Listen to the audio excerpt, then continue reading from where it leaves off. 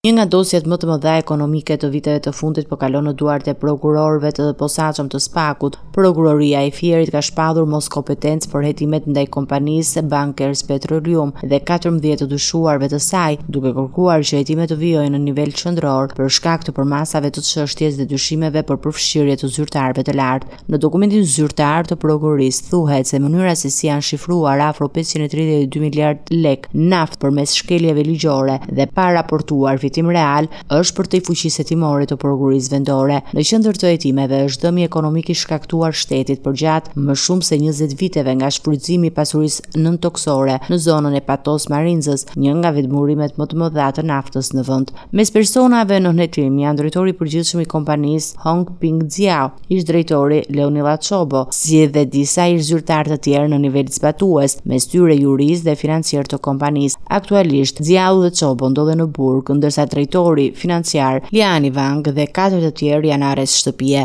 Prokuroria dyshon se të akuzuarit kanë falsifikuar dokumente financiare dhe kanë kryer transaksione të mëdha bankare në favor të tij, duke raportuar për rreth 44 humbje të vazhdueshme nga aktiviteti për të shmangur tatimin mbi fitimin. Hetuesit po verifikojnë gjithashtu rolin e disa bashkëpunëtorëve që ndodhen jashtë vendit, të cilët dyshohen se kanë ndihmuar në realizimin e skemave të pastrimit të parave. Të dyshuarit nga ana tjetër i kanë mohuar akuzat duke pretenduar se çdo procedurë financiare zhvilluar sipas ligjit dhe në përputhje me kontratat koncesionare të miratuara nga shteti shqiptar. SPAK pritet të vendosë në ditët në vijim nëse do të zgjerohet hetimi edhe ndaj zyrtarëve të institucioneve publike që kanë rol në mbikëqyrjen e aktivitetit të kompanisë.